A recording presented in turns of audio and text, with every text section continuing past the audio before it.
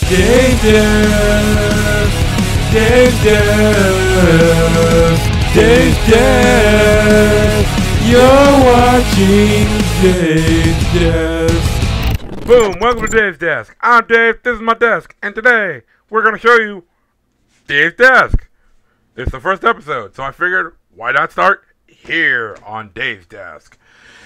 So to get started, the idea behind Dave's Desk is that I'm going to be showing you guys mocks and different things that I've built and explaining sort of the idea process behind them and how I achieve things.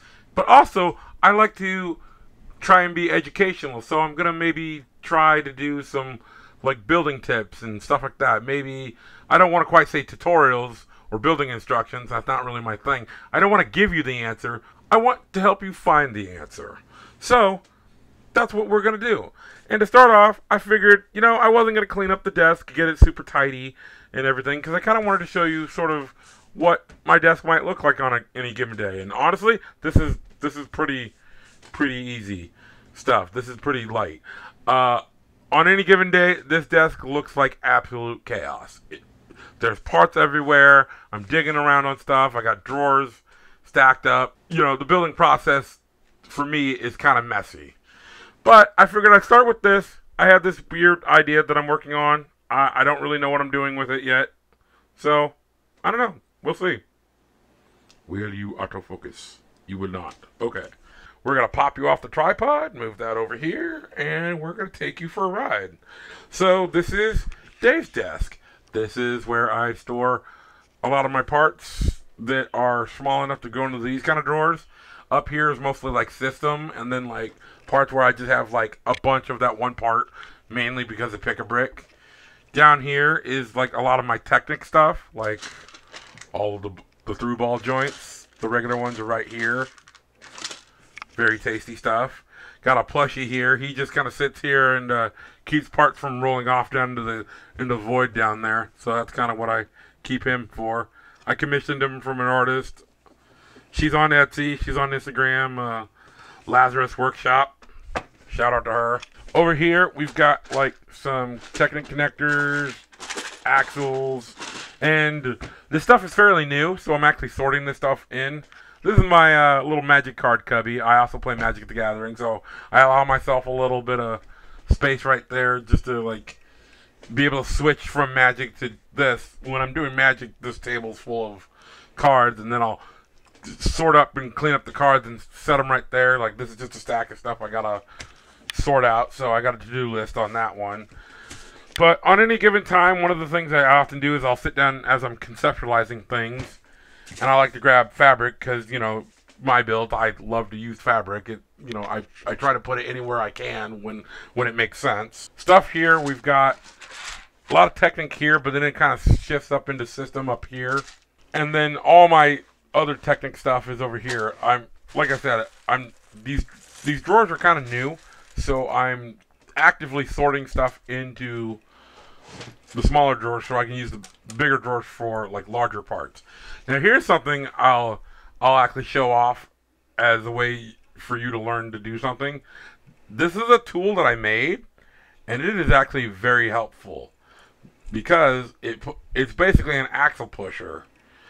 You go and you squeeze it right in, and then I've got a little flick fire missiles, and that's there on the side, so you can kind of push it out, get started, and then you can get them out here or up here, just like a quick little push. And then the Mata arms actually make for a very good tool element because you grip it and you push and you can get a lot of force behind it. That's actually really handy. So there's that. Connectors, CCBS, like the small stuff. This is all my printed parts. Lift arms, large lift arms, curved lift arms, and other stuff. Technic panels, gears, batteries, and like motors and stuff. And then the top two drawers are kind of junk. Then we got the stuff over here in the corner. Mata heads, masks, stuff like that. I put that stuff over there in the corner because it's kind of hard to reach, and it's stuff that I don't oftentimes need to get right away or too frequently. Then over here, I've got Technic down here, and then this is where I sort out all of my my Bionicle and Hero Factory type stuff. That's all over here. Then over here, I have this is mostly system, right? Drawers up there, and then I've got Gameneshu chilling out up there. Got the snacks. Snacks are important. Got the candy. Got some chips. You know, sometimes you just want a snack to keep the brain fuel coming, and grab a little bit of sugar to ramp up that ADHD.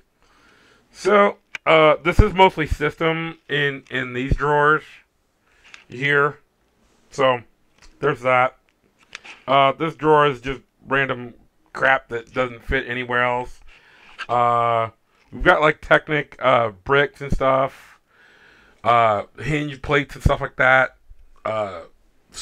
cheese slopes, things like that. Brick slopes, curved slopes, like the really large stuff, really big plates, and then regular plates.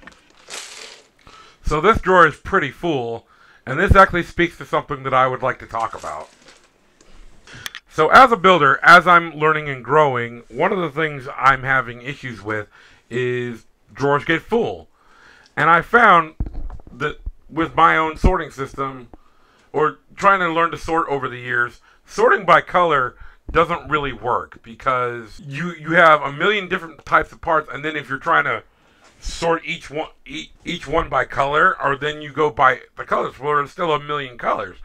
But if you start sorting it down, there's actually a fairly finite system of different parts categories. Like, these are all my little connector, these type of connectors, and the round ones are in there as well.